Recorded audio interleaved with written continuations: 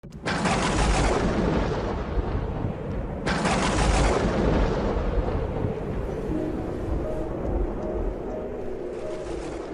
aquel tiempo subió Jesús a una barca, cruzó a la otra orilla y fue a su ciudad. Le presentaron un paralítico acostado en una camilla. Viendo la fe que tenían, dijo al paralítico: «Ánimo, hijo, tus pecados están perdonados». Algunos de los letrados se dijeron: «Este blasfema». Jesús, sabiendo lo que pensaban, les dijo: «¿Por qué pensáis mal? ¿Qué es más fácil decir: tus pecados están perdonados, o decir: levántate y anda? Pues para que veáis que el Hijo del Hombre tiene potestad en la tierra para perdonar pecados», dijo, dirigiéndose al paralítico: «Ponte en pie, coge tu camilla y vete a tu casa». Se puso en pie y se fue a su casa. Al ver esto, la gente quedó sobrecogida y alababa a Dios, que da a los hombres tal potestad. Palabra del Señor.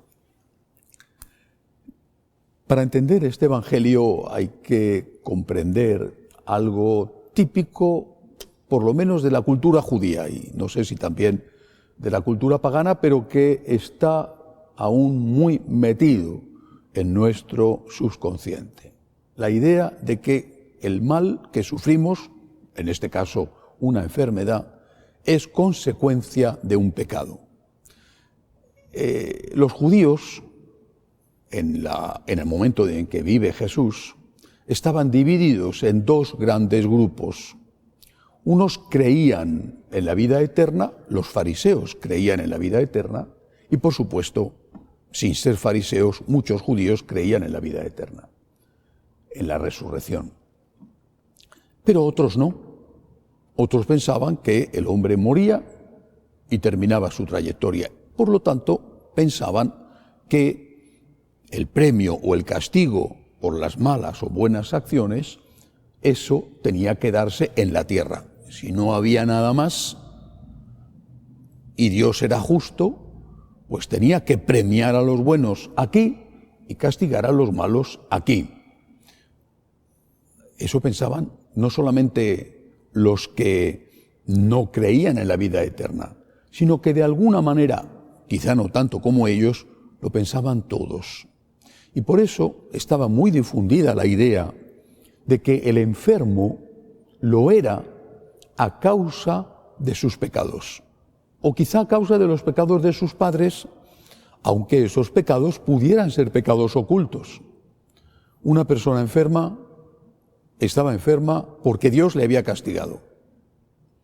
Por él o por los suyos, Dios le ha castigado, y le ha castigado con una enfermedad. Y eso todavía está metido en nuestro subconsciente. Y cuando vemos a alguien que tiene un problema, decimos: Dios le ha castigado. O cuando estamos teniendo nosotros el problema, a veces lo expresamos diciendo: ¿por qué me está castigando Dios si yo no lo merezco? Dios me está castigando y yo no he hecho nada malo, y en cambio a ese que sí que ha hecho algo malo, no le van mal las cosas.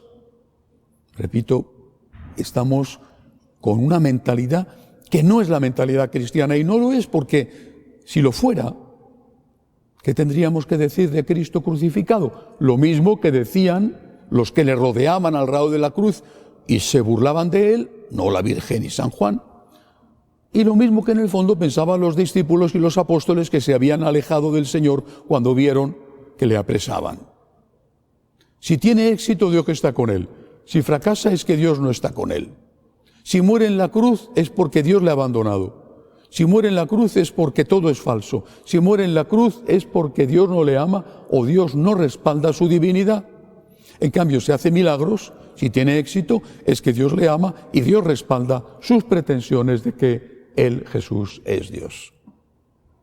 Es una mentalidad que no es correcta. Cristo en la cruz, Cristo que muere abandonado, Cristo que grita: Dios mío, ¿por qué me has abandonado? Cristo que se confía a Dios, Cristo es Dios. Por lo tanto, no podemos decir: la enfermedad es un castigo de Dios. Hay muchos hombres justos que están enfermos y muchos muy malvados que tienen una salud excelente. ¿Te falta trabajo? Es un castigo de Dios. Pues hay mucha gente que no tiene trabajo y que son geniales, magníficos, santos, y otros que tienen un gran trabajo y son unos sinvergüenzas y han conseguido ese trabajo porque son unos sinvergüenzas. Han mentido o han robado. Yo creo que esa es la primera lección. Cuando sufrimos, no está ligado a un castigo por nuestros pecados. Es un misterio. A veces sí, sufrimos como consecuencia de un pecado. Sufres porque estás en la cárcel porque has cometido un delito. Sufres porque tienes una enfermedad que se debe a un vicio, a algo que has hecho que no tenías que hacer. Pero no siempre es así.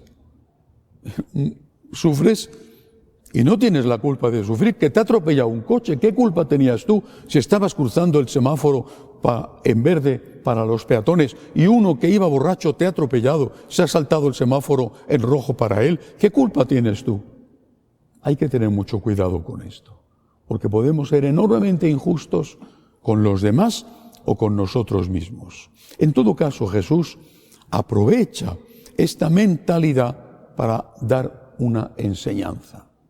Él, porque es Dios, puede perdonar pecados, y esto es maravilloso. Jesús perdona nuestros pecados, es maravilloso. Y quizá no nos daremos cuenta nunca, hasta que no estemos en el cielo, de lo que significa que Cristo perdone nuestros pecados. Es maravilloso. No tenemos derecho al perdón.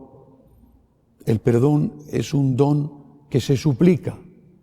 La justicia sí es un derecho. Tenemos derecho a que sean justos con nosotros, pero no a que nos perdonen. El juez puede decir, usted ha hecho esto y tiene que pagar una multa o tiene que ir a la cárcel.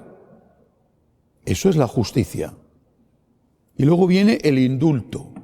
El indulto que da un gobierno, por los motivos que sean. Esta persona, justamente castigada a tantos años de cárcel o a pagar tal multa, la indulto. Eso es un don. Por eso el perdón es un regalo. No tengo derecho al perdón. Tengo derecho a la justicia, pero no al perdón. El Señor perdona mis pecados. Es una cosa maravillosa. Es una noticia extraordinaria. Es un regalo inmenso. Es algo que tengo que agradecer. Señor, tú has venido a curar mis heridas. Has venido a curar las heridas de mi alma. Has venido a perdonar mis pecados. Has venido a abrirme las puertas del cielo. Por eso, Señor, te doy las gracias. No lo merezco, te lo suplico, me lo das, te lo agradezco. Que así sea.